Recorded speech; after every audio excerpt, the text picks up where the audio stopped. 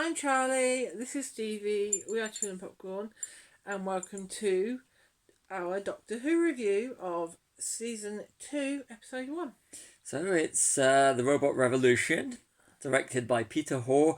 Russell T Davies wrote this, and spoilers are in full effect. They are in full effect. Full effect. We're going to do spoilers right from the start. Yeah. So if you don't want any spoilers, switch it off now. Switch it off, watch it, then come back. Yes. So dramatic pause. So we're going to switch it off, because we are now going into this series.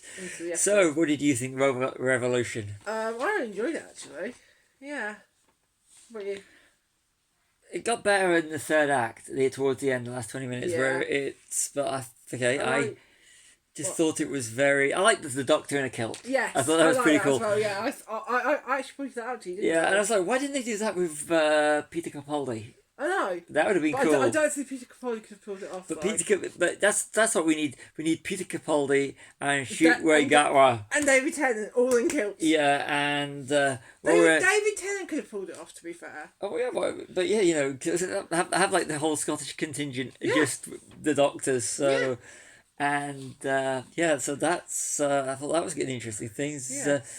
The start of it, I got the 11th hour and Smile vibes with the robot, and the robot was very I had that vibe as well. And the bit where it said 17 years later was very much 11th hour. I'm actually writing notes for this episode as I went along. Check out Bad Movie Mondays. Too much studio. I thought it was too much. I like the episodes where you can go, oh, that was filmed in there, or that was done with that. Yeah. And I think it mixed more to the reality of it. It is the first episode. Yeah, so I always I prefer the episodes where we've got real world. Yeah, hopefully. And hopefully we'll start to see some locations and stuff. The planet got the same colour palette that they used for Gallifrey.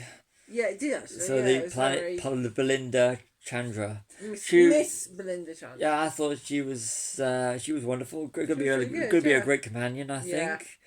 I was getting the whole thingy vibes, Clara vibes, but I got that with the last one. You did, yeah. But I think I'm hoping they're going to deviate a little bit, and she's going to be a good companion. Yeah. I like the way she's going to be the nurse thing. I thought that was lovely. Yeah, I like the whole Doctor and the nurse. Yeah, I thought that, and she's calling him out on a lot of things. I like the way she calls the Doctor out. I think that's brilliant. And you know that early on there's going to be the whole May 24th thing.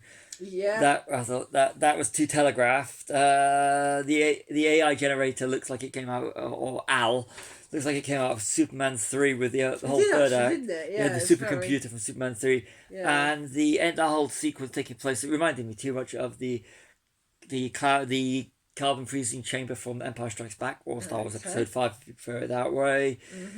And the way it went to, and going a bit on the serious controlling relationship aspect at the end, when you find out who Al is, I thought that turned it a very dark. It started off very pretty. I know that you see some people being shot, which reminded me a bit of like when you a bit from Mars Attacks. And they went really dark, really fast. But the way that they were shot was very much like the Daleks. Yeah. In the way that the effects were when they were shot. Yeah. Wasn't it? So but I thought the whole bit with the controlling relationship went really dark, really fast. It did. But it's kind of needed. It was quite light-hearted for most of it, even though it was about murder robots and the planet, and But I thought it went really when it went into real life, so to speak. I thought that whole controlling thing went a bit dark really fast, but it was handled well. It was handled well, but also it was necessary to understand why the planet had become the planet it was, because Al was controlling on Earth, or was trying to be, so he was controlling on this other planet because he was allowed to be. Yeah. So he got away with it, and I thought that was very clever. So it turned itself around about just towards the end. Yeah. I did not. I think Shoot was going to be a good Doctor, but I'm not going to judge it on the first episode. No, we're not at all. So yeah. But I'm going to say episode rating out of 5. Out of 5. It depends. I mean, this is a hard one. This is better than most of the last series. So it's not one that I wanted to turn off and So it was above average if you compare it to the last series, but if you compare it to the Christopher Eccleston to Jodie Whittaker series, this is still 2.5. 2.5 compared to those. I was just about 3.5, so 3.5 to 4 because I really enjoyed it. But then I watch it differently. This is something that we always do, is we do give these ratings and then we don't discuss why, because I watch something for enjoyment, you watch something and analyse it. Totally. I thought if it'd all been like the last 20 minutes of it, 15-20 minutes, it'd be totally all like that, then I would have been going, this is 4 or 5 star. Yeah. But it just didn't... So you analyse everything in it and I just watch it because I enjoy watching these things. But that's it. That's it. And the TARDIS is full and... TARDIS is gone. We did this in one take, so... Yeah.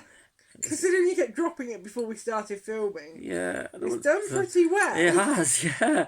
Let's see if this lasts it to the last episode. Yeah. So, first Doctor Who reviews 2.1. Hope you've enjoyed. Subscribe. Check out some of the other videos. Definitely. Got a playlist of all these ones we're doing. Look out for next week's review of next week's episode. Sign off. So, I've been Charlie. This has been Stevie. We are Cinema Popcorn. Like and subscribe.